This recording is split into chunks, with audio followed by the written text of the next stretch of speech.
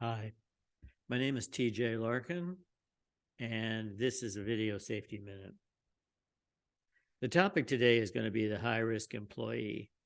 And what I want to argue is that some employees carry much more risk than others, and that in fact, a small number of employees are responsible for a large number of incidences.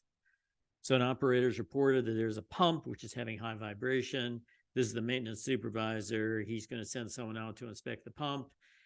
Who he chooses is important, because this guy right here may be a high-risk employee.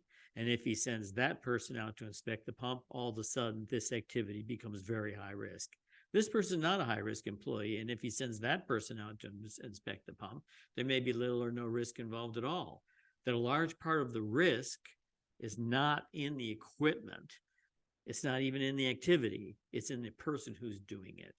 So I just want to speak briefly. I'll try to do this, fast for about 6-7 minutes, and hopefully you'll have time to discuss it. But what I want to argue is that there is such a thing as the high-risk employee, and that employee is responsible for an abnormally large number of incidences.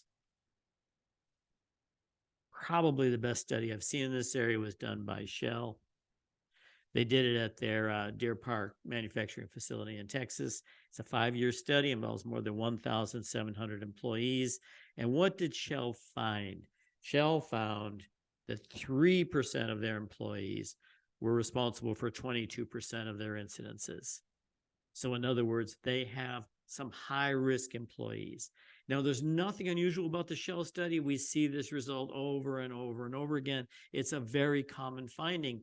I've got 3 or 4 studies that are done in oil and gas, and they show that 7% of employees in oil and gas account for 46% of OSHA medical injuries. So you've got almost half of your medical injuries are accounted for in 7% of your employees. The reason I mentioned the Shell study, though, however, is because it's the best one I've read, and it's an especially smart one. And let me tell you why.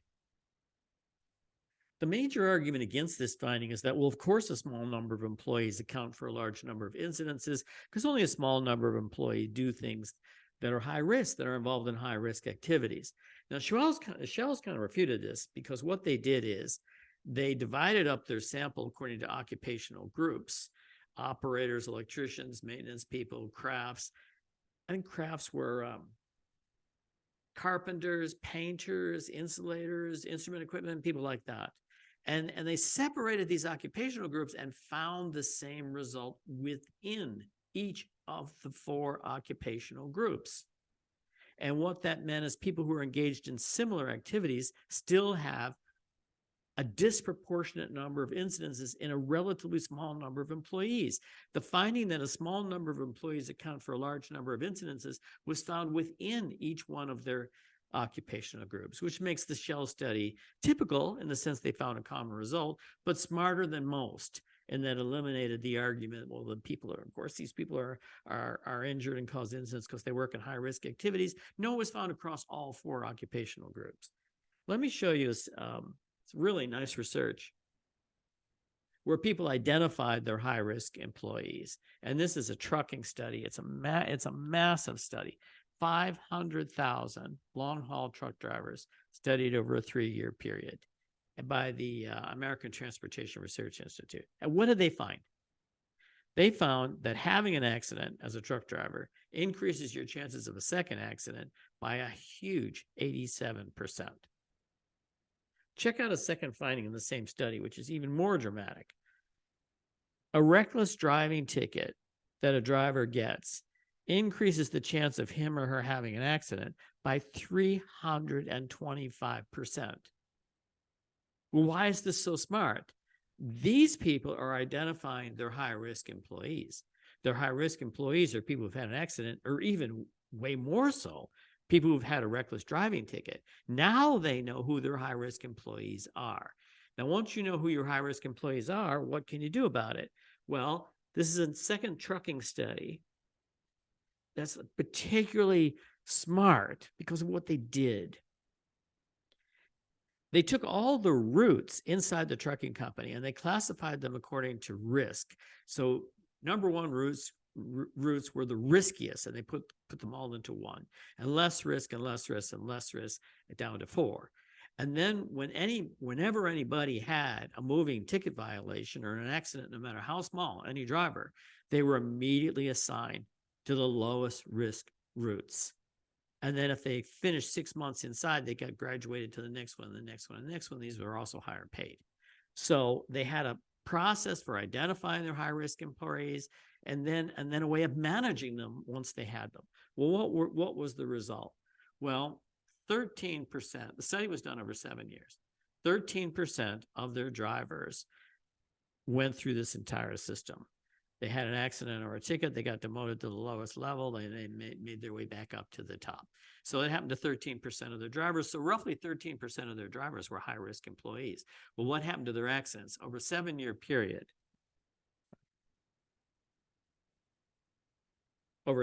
period, their accidents declined by 78%.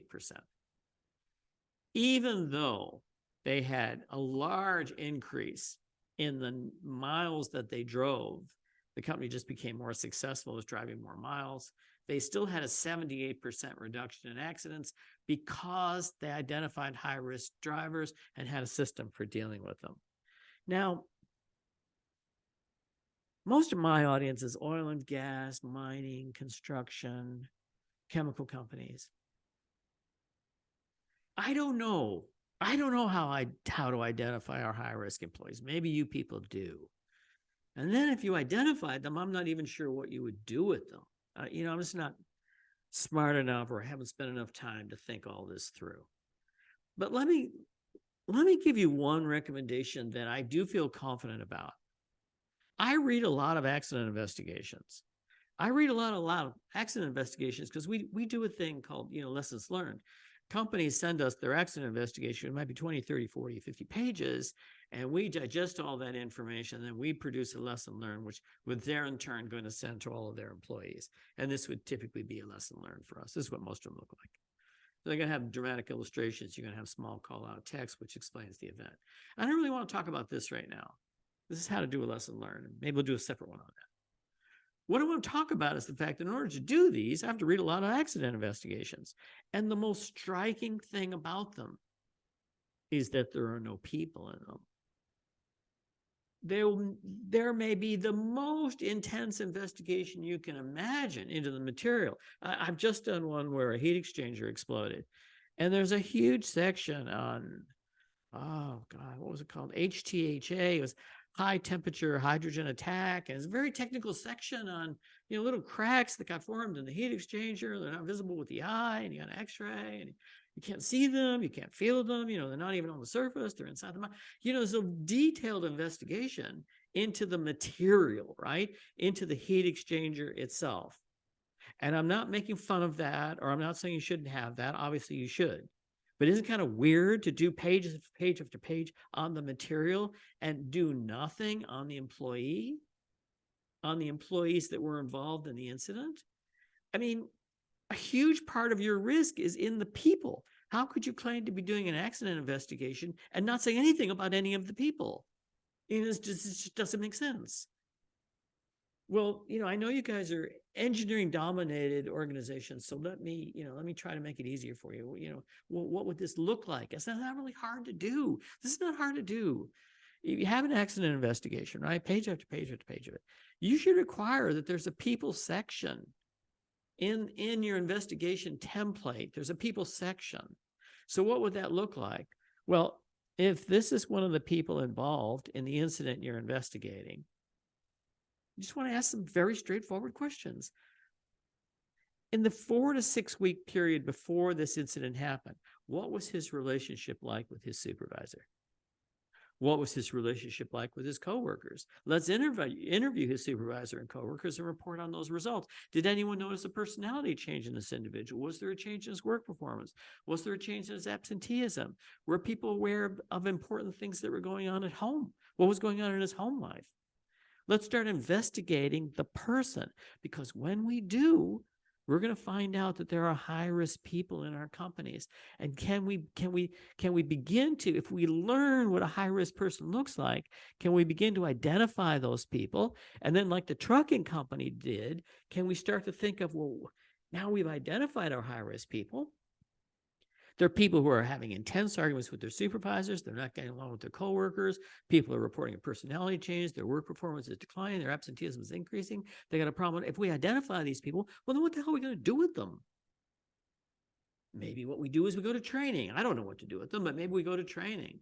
We say, look, we found these people. They're high-risk people. They're on the verge of having an incident. What can we do with them? What sort of course? What sort of booklet? What can we do? Maybe we go to HR and we say to the HR people, here are some people, right? Here are some people who we think have moved into the high-risk category. Is there counseling? Is there something we can do with these people to mitigate the chances of them being involved in a large accident? Now, if I say you should investigate the person's home life, I think you people are going to freak out on me. You're going to say, oh, that's private, or that's a personal private thing. We're not going to pry into their home life. So I want to show you a study. It was done in the UK by the Royal Navy, and they looked at major incidences in the Navy. And a major incident was defined as an incident that required 3 days of medical treatment. Okay, so looking at these incidences, and what they find out is that 50% of the people involved in these incidences reported undergoing a rapid increase in stress. Most of that stress was arguments they were having with their supervisors and coworkers at work. And these were intense arguments. These were periods of extremely high stress. So what the Navy found out is they now know what a high-risk employee looks like. A high-risk employee is someone who's involved in very intense arguments that are emotional with their supervisor and coworker. Well, that's half the battle, right? Now we know what a high-risk employee looks like. They also found that people who are undergoing high stressful events in their home life were disproportionately largely represented in the high incidences. And so we need to start knowing. And you people work in industries where people know what's going on in people's home lives. You spend a lot of time in control rooms. You spend a lot of time in remote mining towns. These people know each other well. Well, someone that's having problems at home is becoming a high-risk employee.